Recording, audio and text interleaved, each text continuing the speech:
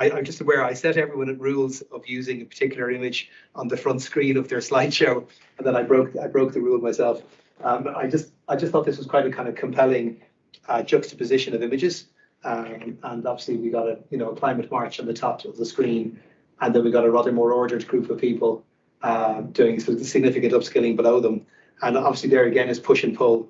We need society saying that we need these things. We desperately as a society need to engage with the environmental crisis that we're facing in so many different ways, but we need very sensible, clever people to engage with the tools and knowledge to address the parts of that we can address. And that's, I think, something that drives a lot of the program team, and I know an awful lot of the students in the program at its different years. So I was maybe unabashed in saying upskilling Ireland's building design professionals for the climate action era, because I think that's where we are. There's so much that we have to do before 2030. It's easy to say some things are too difficult, some things are not possible, but we know that there were some extraordinary challenges faced in the past, such as polio, such as even building airplanes in the Second World War, building all sorts of different engagements, endeavours that were met in difficult times. People often rise to the occasion in extraordinary ways.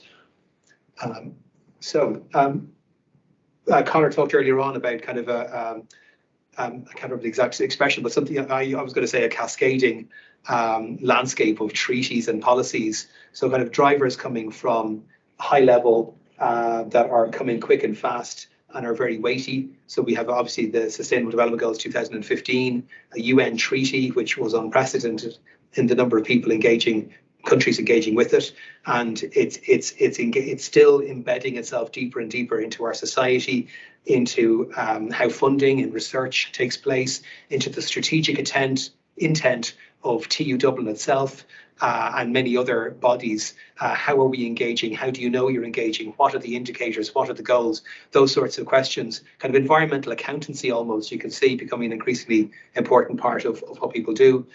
European policy, there's so many things you could talk about there. The Energy Efficiency Directive, the European Performance and Building Directives, the Renewable Directives, the Circularity Directive, the Waste Directive. There's so many different ways, construction product regulation and so on, that are affecting where we are driving, pushing, requiring. There's engagements with our emissions and to what extent we're engaging with that space. There's climate action plans, which are now increasingly coming every year or every 2 years. And for instance, the latest one is asking, and this is really, really extraordinary, by 2030, and these are obviously just headlines, by 2030, we're talking about retrofitting, energy efficiency retrofits of 500,000 houses in Ireland to B2 level. I mean, that's an extraordinary figure in 8 years. We're talking about installing something like 500,000 heat pumps or 680,000 renewable energy devices in total in residential buildings. Again, that's extraordinary. What standards do we have in place? What equipment do we have? How mature is the marketplace? How well are people trained? What about the independent commissioning? Is the building ready for it? Is the heat loss indicator, HLI, low enough? So many different elements for these things to work, because we need to make them work and make them work well, not learn that when we've done it the wrong way and we need to begin again. Looking at housing for all, as Sandra mentioned earlier on there, 33,000 new units per year. We're doing something like half that at the moment until 2030 again, and including a large social and affordable element to that. These are just little outtakes, but they show extraordinary measures. Looking at digital, looking at BIM, looking at modern methods of construction, obviously looking at circularity, and energy efficiency is almost old hat and all of this. But all of these different measures, and of course, as Kieran said earlier on, it's when you're asking for less and you're giving more. You begin to get that not just factor 4 but factor 10 delivery, which is so important. Then just almost a week ago, the release of the net zero carbon whole life. Gosh, that's net zero whole life carbon roadmap that's being promoted. So some of these are directives, some of these are laws, some of these get transposed, some of these are roadmaps, some of these are guidance documents. But there's a whole lot in that space that we're being asked to engage with. And again, this is bringing in the embodied carbon element, the life cycle assessment element, life cycle cost analysis element. And then, probably the big heavy hitter, which I'm not sure if everyone knows about, but the Climate Action and Low Carbon Development Amendment Act 2021, which was passed, I think, in July of last year, for the first time puts teeth on an awful lot of these measures. So when the Climate Action Plan in the past said, we'd like to do this thing, and here's a plan, well, it's a plan, and many plans don't happen. Whereas an act is now beginning to say that is what we're doing. And governments can change, but acts stay in place. And there is measures such as sectoral targets, annually revised action plans, strengthening of the advisory council, oversight and accountability. So really beginning to build the teeth to implement so many of these policies and drivers that we really haven't had to the same extent in Ireland. So that's all at a kind of big high level. And Patrick teaches some of that, obviously, in NZ policy and technologies. It's I'd say the lecture is changing every year because of it. If we then start looking at guidance for architects or architecture technologists or engineers, there's all sorts of things from this kind of lovely document. If some of you don't know about it, it's a really great little document, and it does some heavy hitting as well, beautifully presented. And it was done for Bristol, but it comes from the responsible retrofit school of thought, and the UK CMB and so on. So there's a really interesting thinking there. But there's other guidance documents. I'm not going to mention ones that really need a major overhaul. I think parts of this one, which is a standard recommendation, I think parts of this are really good. I think other parts really aren't fit for purpose. It needs significant revision, and it only relates to modern construction, not historic. I was involved in a project, and I know Peter has been involved in a project. Peter Cox in the audience.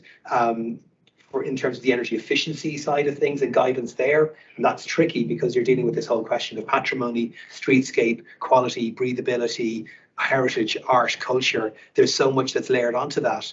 And in that pursuit of a safe, low carbon culture, we also can't abandon what makes us human, what makes us cultured, what makes us Irish, or in this case, and so on. So there is something that has to be engaged with in a very particular way. We've got our guidance documents, and we've got our regulations. We've got things like this fantastic work coming out of the REAI Sustainability Task Force and so on, such as the Sustainability Design Pathways there, and then let's say the Climate Challenge. And anyone else could put together a whole number of other sets of documents on the screen, which will be different, which will be equally valid. There's so much happening. But this is more the guidance side, whereas maybe before we were looking more policy. And I think this is a great statement. We need urgent action and leadership by architects and the wider construction industry. As professionals, we have solutions, and we want to play our part in addressing this emergency and to collectively rise to this challenge. And I suppose it's that collectively rising to the challenge and having the solutions and learning the solutions and applying the solutions is, one of the things that's driven us very much in creating this program. So, policies and guidance documents will be poorly or incompletely applied if the knowledge and skills required are still uncommon, and they still are uncommon even today, and if the means by which professionals can upskill while in full employment are not available. So there are things we can't rely on the undergraduates. We can't rely on the fresh faces coming into the offices to then lead those offices. It's a nonsense. We need those schools, those programs to engage, but the leadership and the drive and the skills and the context and the wise heads are here already and need to engage, and we know this. So this is especially so given the step change in standards that we're looking to apply in so many different areas. Some like energy efficiency, which we've been talking about since 1991, or even the fuel crisis in the two fuel crises in the 70s, and so on. And then other things like, let's say, embodied carbon life cycle assessment, circularity, which are very new to us. And of course, because of the short time step available as well. So that's the context that the programme emerges from. And as Sandra was saying earlier on, she was involved in the meeting of European professional skills. It was a European funded project in 2015 that allowed us to move from the on-site delivery of the 2011 version of the project, which Patrick Daly over there had a hand in setting up initially, and the 2017 launch of this programme. So there was a transition there, but our innovation was to try and address these sorts of concerns, and they've only become ever more present and multifaceted in the years since 2017. So if I jump to the programme, why you're here. It's the MSc in Building Performance. energy efficiency and design. Some people have said, why is it so lengthy? Well, the energy efficiency design in brackets bit was a nod towards the fact that we're hoping in the future to have different types of MSc in building performance programs in TU Dublin. And why not have an MSc in building performance conservation, MSc in building performance building services, or so on. So energy efficiency design is kind of where we were starting very much, but we've also adapted the program in that time, realizing the environmental crisis and the different sides that need to be addressed too. So graduates of the MSc will be qualified to apply relevant principles of building science and calculation in the development of technically robust building performance within their discipline, because it is multidisciplinary, to make critical judgments within a changing and ill-defined technological context, with an ability to analyse and measure novel and emerging technological propositions against building performance data and metrics, to provide specialist professional technical services relating to energy efficiency, which we know about, deep renovation, and then low carbon sustainable buildings. And provide leadership and engage creatively in a collaborative, multidisciplinary research and design environment. So a lot of what we're looking at, and we may not talk about it very much, is actually about leadership as well.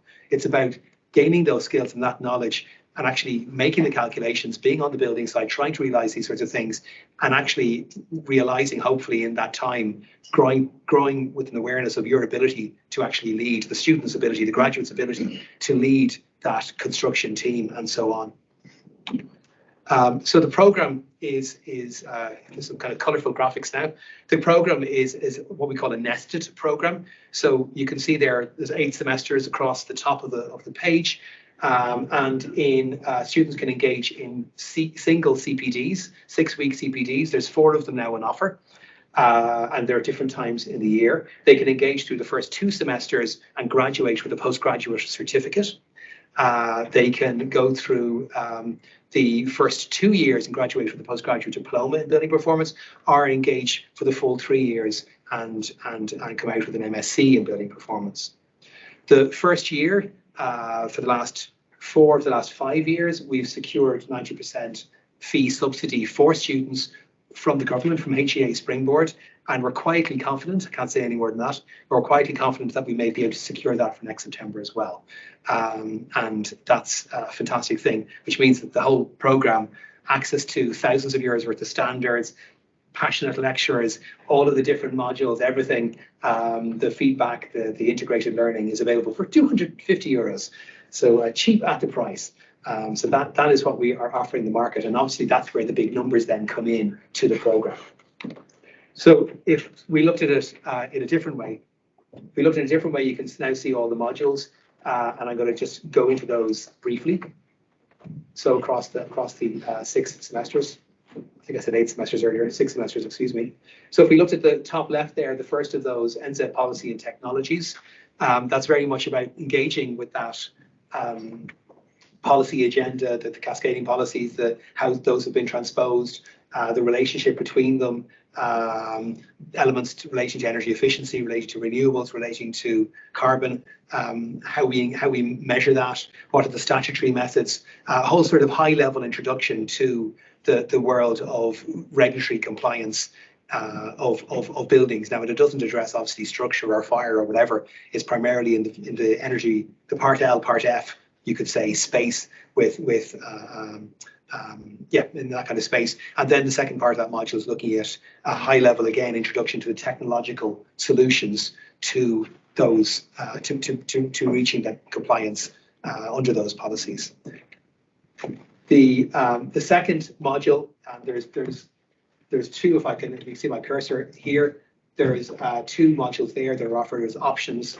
You can take one or the other. We do have situations where students will say, look, I'm in a commercial practice. I don't need to learn the statutory tool for domestic building energy modelling. I want to focus on something I can use in a wide range of buildings. Or you could have the opposite, where somebody says, I don't want to learn about passive house. I want to focus on the regulatory tool. So clearly the first of those is building energy modelling using DEEP, the Domestic Energy Assessment Procedure, which is the free tool provided by SEAI. It's the tool that BER assessors use. Technically, strictly speaking, it's an asset rating tool, but it's required that new build projects under Part L2 of building regulations have a DEEP assessment. So, and there is value it's a simplistic tool, but there is some value in that tool. It's one of the better BER tools in Europe, I believe, and Patrick Daly teaches that, its use, and interrogates it and challenges it in a very, I think, innovative way.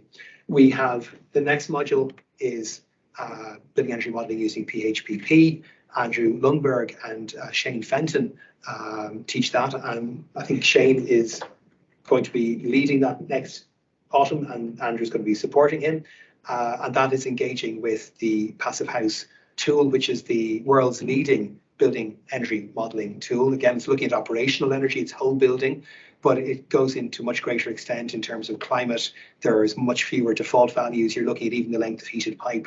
You're looking at heating loads and risk of overheating and many things to a much greater extent than the normal basic tool, the deep tool that we use. And we've got, I think, certified Passive House designers can secure 50 CPD credits from the Passive House Institute, the worldwide Passive House Institute, through passing this module. So it's gained recognition at, in Darmstadt, the innovators, the inventors of Passive House, about the quality that this module provides. And like I said, they play off against each other as an option in semester one. The next module, hydrothermal risk assessment for building performance, is looking at what I would often call the elephant in the room, moisture. About 80% of building failures are caused by moisture, but as designers, we tend to talk very little about moisture.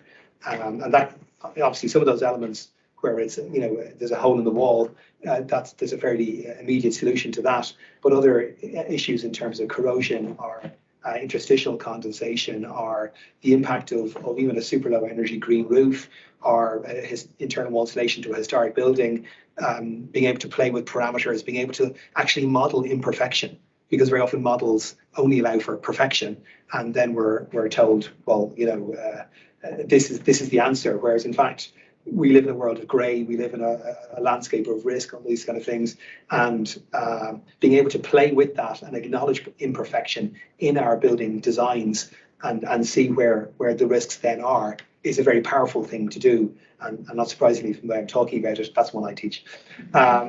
In semester two, we look at thermal bridge calculation, and in that case, Andy Lundberg leads off with that one, and Shane Fenton supports him. Andy is one of the finest thermal bridge modelers in the British Isles, super lecturer and a strong advocate of that space, and we're delighted to have him working with us.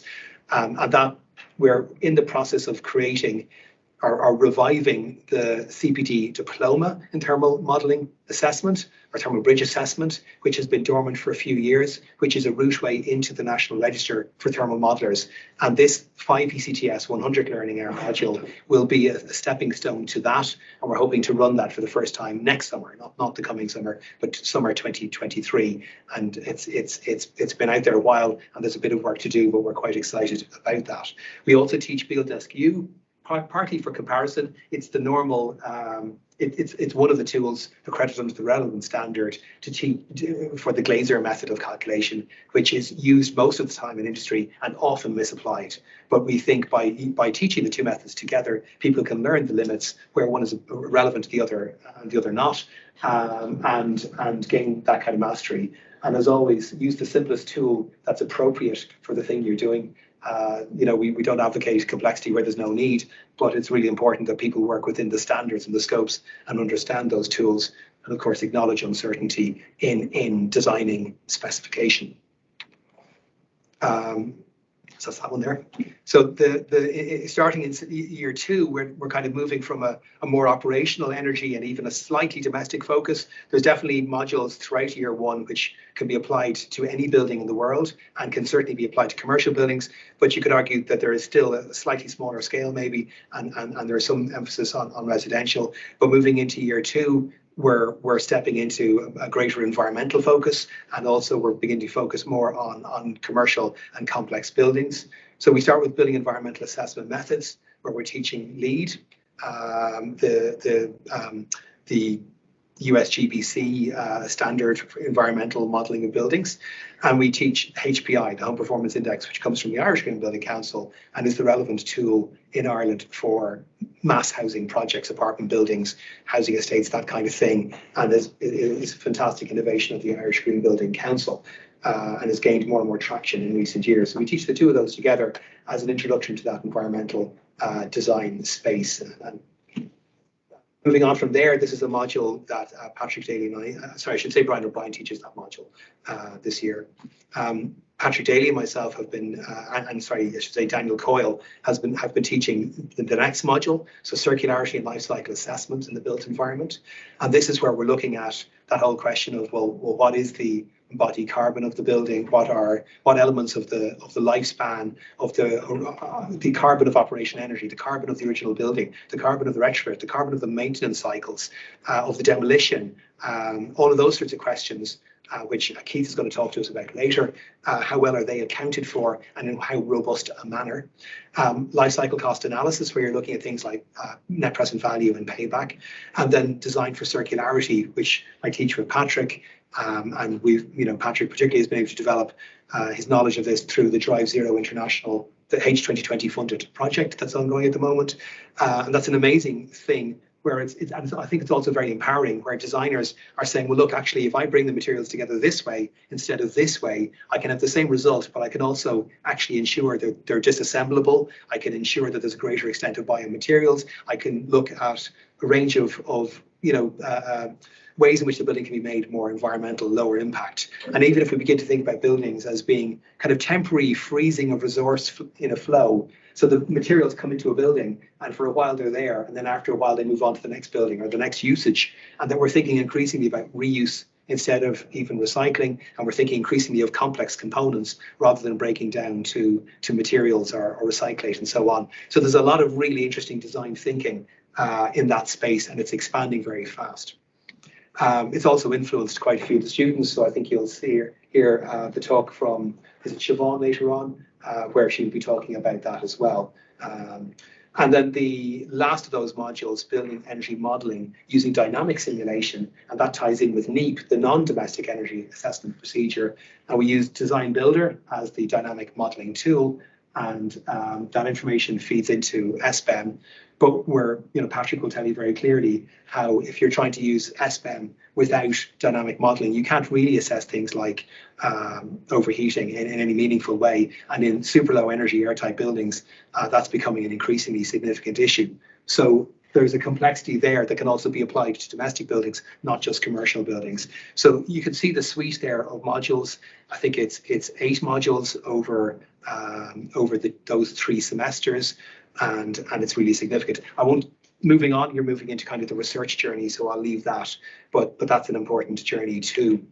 The next thing to say is that the building design projects that we teach, and this might be different from what many of you saw in the program when you took the program, because things have been evolving, is that we now have a major project at the end of year 1, a residentially focused project, and in many cases it's a project that each student, it's their own home, or it's a project in their office. So every project is different in the class, and they're engaging using either the building energy modeling using DEEP or using PHPP, depending on where they came from, and those other tools to do with thermal pressure calculation, hydrothermal, etc., and integrating that practice that they've been tested on in each individual module together in one module, which is a different thing, and really exploring that, deepening the knowledge. At the end of year 2, we've got a full semester complex building project, and the introduction of design for circularity particularly I think has been really exciting for a lot of the students, where they're learning, it's really opening up their mind, their eyes. And what I like about it as well is that there is that focus on design. It's about environmental design, not necessarily just about environmental accountancy, if you know what I mean. So there's something that's quite kind of can be transformative about that, and designers have a very big role to play in that whole space. So again, really interesting projects coming out of second year. And then the 2 final boxes there relate to the thesis of year 3, which starts quite soon for students who are in this year's 3rd year and will complete next December, mid-December. So it gives them time before the summer with their tutor, having gone through a process of understanding what is research, what's my research question, and so on. they have that kind of long journey, and they've some time over the summer to use as they wish before re-engaging with us. So there's some really fantastic ideas coming out of this year's group, and of course from last year's group of students.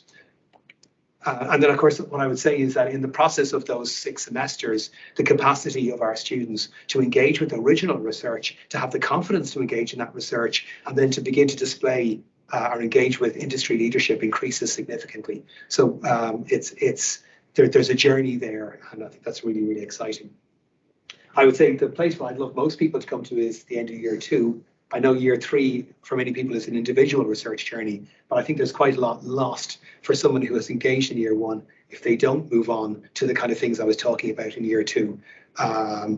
But we're very, very cognizant of how busy our students are, and we try to accommodate them. And many people come on a multi-year journey with us, which is absolutely fine. So 4 of those modules are offered as CPDs, and you've got the cost and the timing on the screen there. So the NZ Policy and Technologies module in September, the PHPP module in November, the hydrothermal risk assessment module in January, and then thermal bridge calculation coming after that. So it's the first year we've doubled the number of modules on offer as CPDs this year. We've also set up a collaborative partnership with the AECB, the Association for Environment Conscious Building in the UK, and we trained about 16 members of the AECB in November in passive house design, because they've got no equivalent course in a country of 66 million people next door to the 6-week module that we have on offer here. And we're finding the same thing with the hydrothermal risk module, particularly in the English-speaking world. The Germans, the Austrians, etc., they've got it well sorted in many ways, but in the English-speaking world, it's quite extraordinary. And we've had students attend these modules from Malta, from New South Wales, from Texas, from North Sweden, from Spain, from all sorts of parts of the UK, and even Ireland. So Romania, in fact, as well this year. So it's really very interesting to see how it's empowered people. And then I had a conversation with some of the female students who've been with us in the course. It's also really interesting to me how it's empowered a lot of women who are coming back to industry, having taken some time out, that they can actually upskill remotely, maybe in a rural location or with various demands of their time, and actually come out after a year or 2 years with us with qualifications that put them way ahead of perhaps other female or male professionals who stayed in practice while they stepped out. So there's something that can be quite transformative and empowering for people there as well. In how we deliver the program through a student handbook website where there's a range of resources. We used to use the Google Suite that some of you all remember, many of you remember, but we're now using the Microsoft Suite of apps in the new TU Dublin. There's so many resources there. The standards that students need to access are all available. The lectures are all available. There's briefs, notes, rubrics of all the various things that students want to access, as well as links there, as you can see in the black column on the right, to the social media feed that we use, where students are engaging and answering each other's questions, or we're providing information to them. And here's an image from that, where we can be posting, cool links, giving people results, saying here's the next link to the webinar or to the results for the last formative, or here's a question, there's an answer. That kind of community engagement, and particularly in the online space, which we're in at the moment. The program started as kind of 95% online. It's now 100% online. It's really, really important that people have that personal side, that there could be some fun, but there can be some outreach, and people begin to get a sense. People who've never met each other physically will begin to say, I really like that guy, he's so helpful, this kind of thing, which is lovely to hear. And then, of course, there's the webinars, which take place at 8 o'clock on Tuesdays for the first 4 weeks of our 6-week modules. And in that, we can demonstrate where we review the pie chart of results from the formative exercises that I'll talk about in a moment, where we can engage with the students, we can demonstrate, we can answer their questions. Sometimes we get things wrong and the students make it very clear, which is fine. In other cases, we're just clarifying, and that deepening the work through the students viewing the lectures and engaging with the formative exercises really does deepen that learning, which is fantastic. So if we were to look at a 6-week process. And this is a slightly garish looking diagram, apologies, but I've gone with a certain color scheme. If we looked at a particular week, you would say that from, let's say, Friday through to Monday, we're asking you to engage with about 3 hours, might be slightly more than 3 hours sometimes, but about 3 hours of lectures over that period of time. And most people can find some way through getting a license in the home or in the office to do that. And then reinforcing that learning through a link to a formative exercise, a multiple choice questionnaire, which is basically homework. And it challenges students. It might be just saying, well, you know, you've read a document, well, what's the standard for X? What's the figure? And it might be just retrieving that from a document, but it could be about downloading a piece of software, doing a certain operation, graphing something, seeing a band of results, and then feeding that in. You know, but you're dealing with multiple choice, so you're in a kind of a context. One of these 5 answers is correct. Which one is it? Then the webinar on the Tuesday gives us an opportunity to demonstrate that, reflect that, and then discuss on it. That can continue on into the social media feed thereafter. That kind of process repeats on the second week. Then there's the second webinar, obviously, and there's a multiple choice questionnaire exam, again online, 8 o'clock, which reflects on those 2 weeks of learning. Then the same thing happens again for the third week, and the fourth week again, an exam at the end of the fourth week. And then you're into the project weeks, where the brief will have been released earlier, and a draft submission is being requested for the Thursday of that week. And there's a workshop event. Prior to COVID, these were always on site. We'd love to go back to having some of them on site, but there's certainly a strong interest in continuing them online, and we understand that. But they're fantastic events, and we explore what students have done in their draft submissions. It gives them that valuable feedback. They can learn from each other, and then a week later they make the project submission. So that's our typical 6-week delivery of a module. And we do that for obviously each of those modules. There's some small variations, but that's not important. And then we obviously have our big project modules that I described earlier. So kind of the last 2 slides here, just looking at the kind of students that have come through the program over the years. So we've had, we're in the 5th year of the program at the moment.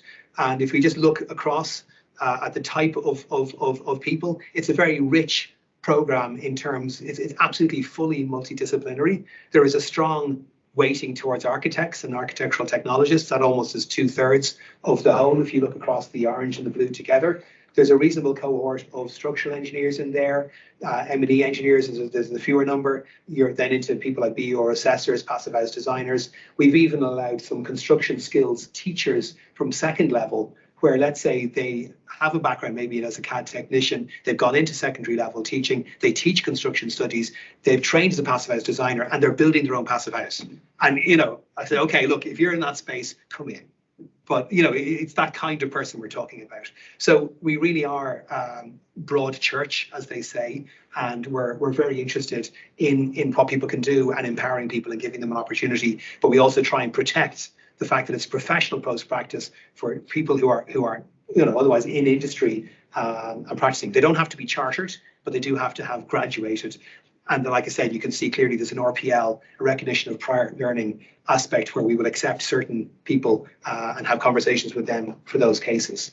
And you can see the kind of numbers. We've had 45 people starting. This is all for first year postgraduate certificate. You can see we've had 45 starting in some years. During COVID, the government provided additional funding, so we had as many as 48 coming in. And then the current cohort started at 34. So we said we'd 40 places, and that translates to 34 at the start of the year. And obviously there's kind of some whittling down after that. But people take from it what they want, and they give what they can. And that's all you can ask for. We've had a similar number of students studying the CPDs for the last 2 years, Enzyme Policy and Technologies and Hydrothermal. They've been running now for the full length of time of the program. And we've added these 2 new groups this year. And we had, I think, about 16 with PHPP coming into that class, sharing with the main cohort, and about 12 coming into the thermal pitch calculation module. And then in terms of, well, how are people actually doing? Sometimes you like to say, well, look, everyone passes, everyone engages, and everyone passes, and it's all great. But obviously, a lot of people have struggles along the way. You know, I've had students who've got divorced, who've moved house, who've lost their jobs, who've got COVID, who've a baby, a death in the family. You know, all the different things that happen in life. Workload in the office has just gone skyrocketed, and so on and so forth. So all these things happen, and what we try to do is provide flexibility as much as we can in the way we lead the program, and we do that through providing, second opportunities to do those MCQs, those multiple choice questionnaires. So not just within the 6-week modules, but again within the same semester. And again, of course, you can also do them in the autumn as part of the supplemental exams. So there's a lot of opportunities. We've had people, including some people in this room, who've come back to us a year later, or even a year later after that, and we've been very happy to help them through. We've created a pass by compensation mechanism recently in the last 2 years, whereby if one person has failed one component of one module, they've passed everything else. Originally, some of those people were being told that they haven't passed the year. So we've now ensured, by recognising the upskilling and various measures, that actually some of those values can also be brought to a pass. So we're trying to do this, hold the line in serious upskilling, and then the compassionate bit and the support bit. So that's what we try to do. I think what's interesting about this is you can see loads of people coming through are passing, doing well. 52% are in the 1 year, in the first year, are passing the first year program, the postgraduate certificate, and graduating. A very poor number, I should say poor, I should say a low number, are progressing to year 2, and that's something we'd really like to see, a greater number coming through year 1 being willing to move into year 2, even if there's a year out, even if they come back to us a year later, that's fine. But we'd love to see more people engaging with that environmental agenda and the dynamic agenda of year 2. So that's kind of certainly a challenge for us. What's really interesting is that about 14.5%, the light grey bar, there are people who really didn't even finish the first module. They came in, they realized there was some work involved, they weren't ready for it, they didn't have the structure in place, whatever, and they didn't engage. They might have done something and then one element and then stepped away. And that's fine, that always happens.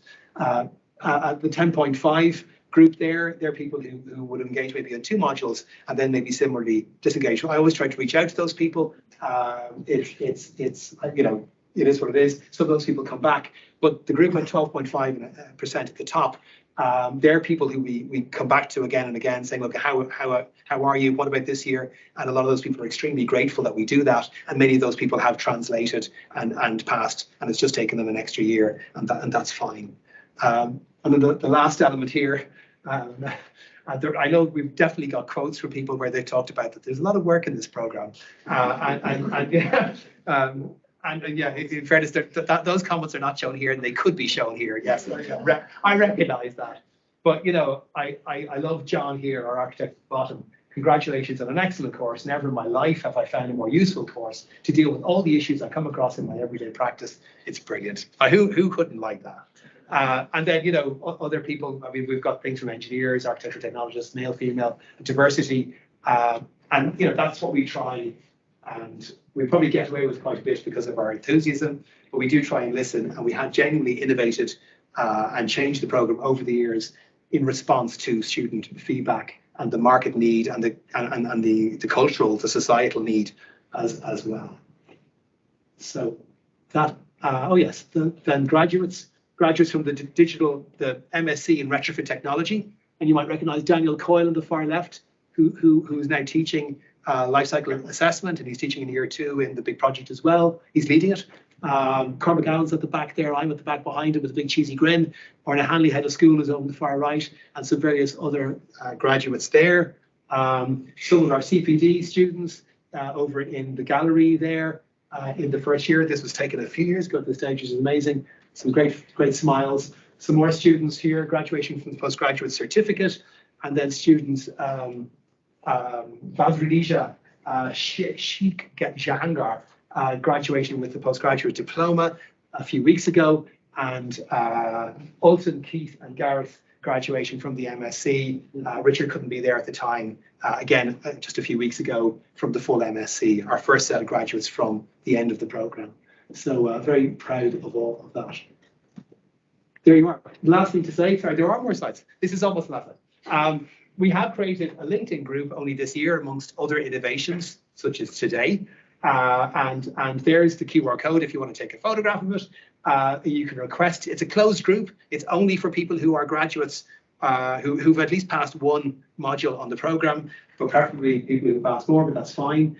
but it is for people who are in this space and who want to share job opportunities, who want to ask questions. What is the FRSI value for X? Or, I can't remember how to do that in such and such software. Can anyone help me? So people who are moving on beyond the program, who want to kind of stay engaged in that building performance space. And I will be posting 2 jobs in the next few days on that. So there are opportunities coming up. People want people like you. Our graduates have fantastic skills. They're still uncommon, and they're important, and will only continue to increase in their importance. So that's a closed group. You apply to join it. I let you in, and then please partake. And there you are. Thanks very much.